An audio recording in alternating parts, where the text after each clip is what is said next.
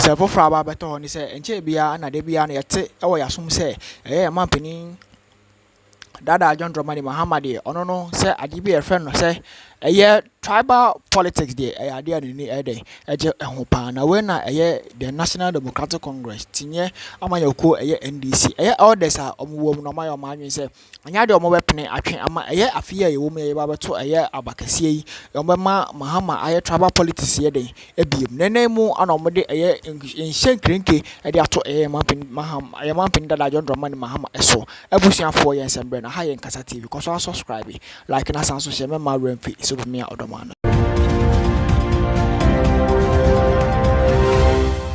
Definitely, I mean, we want to find out that your engagement with the NDC,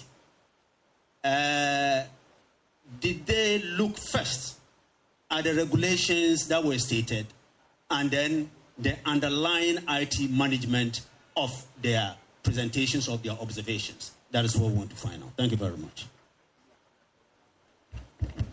Please, we give the mic to GUM, and then we come to PPP before we come to CPP and GFP. Thank you. Okay, good morning. I personally am very pleased with the presentation of the Electoral Commission.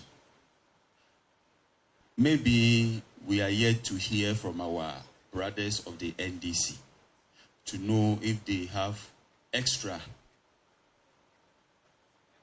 or different issues from what we've heard so far. The paramount decision we as politicians need to take is to decomb our individual political desires from that of our nation, Ghana. Every political party has the dream to winning power, but the ultimate dream must be the fairness, the well-being, and the development of our motherland. From I earlier indicated, I think the EC has done a great job. We are praying not to encounter any pandemonium after the 2024 elections, before, during, and after. And from their presentation, as humans as we are, sometimes minor errors are bound to happen. But from the presentation, if the issues raised are all that the EC spoke about, then I think the EC has done a good job and we need to recommend them. Thank you. Thank you very much. We'll listen to PPP. Yes. Okay, thank you very much. I have a few questions and perhaps a comment. The first one is that Dr. Ofori. Oh, okay. All right. Okay, so my first question is, at the latter part of your presentation, you spoke about missing voter lists and indicated that if they are not found in the register, their primary source of registration document will be made available so that on the day of voting, they can be allowed to vote. But you did not tell us what is the cause. I mean, how are we able to arrive at that situation where we have some missing voter list? If you could explain the cause, then we can find a solution to it, because we cannot keep on having these things reoccurring. And then my second question is on the issue of voter transfer. At what point in time does the Electoral Commission print a new ID card for? I'm asking this question in relation also to the fact that usually when they are challenged, it goes to the district court for a resolution before a determination will be made whether they should be at the transferred location or they should be returned back to where they were voting before they come.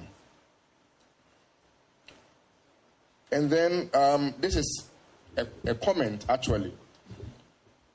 again, I quote you, you said, if it has happened somewhere, it is possible it will happen elsewhere in relation to the Pusika matter. So my question to the chairperson and the entire Electoral Commission is that, is there any law that makes it illegal for the independent audit to be made? If there is none, then my submission is that I feel that an independent audit will rather boost the credibility and image of the voter register. Because just imagine if an independent auditor comes and says, well, the register is 100% clean. That one, it is not the EC saying it. Because what Dr. Ufori said, I mean, the presentation is nice, but it is the EC speaking. So now that there are issues of mistrust and all that has happened, if an independent person comes and confirms that it is clean, I think it will boost the credibility and the trust that we all have. So that is a comment I want you to consider as well. Thank you. Thank you very much. Please, we would like to know your names. So when you stand, you want to ask question or comment, please mention your name so that we know the person who is speaking. Yes, CPP. Okay. Yeah, thank you so much, the EC, for this opportunity.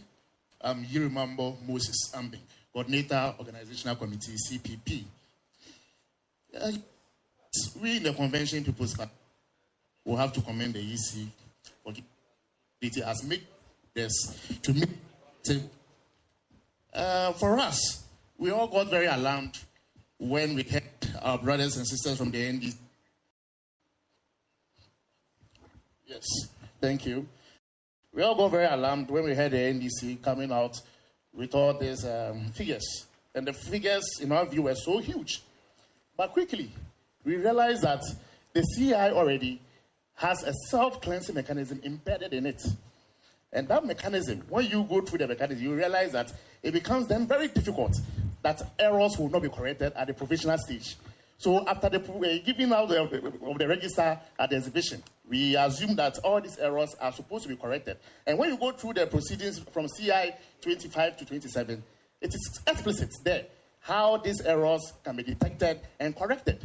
And I'm happy, just last week, 24th of September, in Kumasi, a district court has ordered the EC to expunge about 1,000 transfers from Inshia South.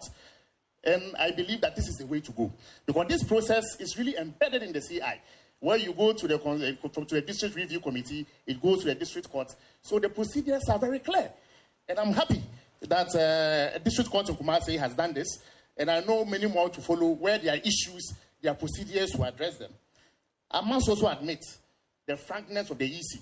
Where you got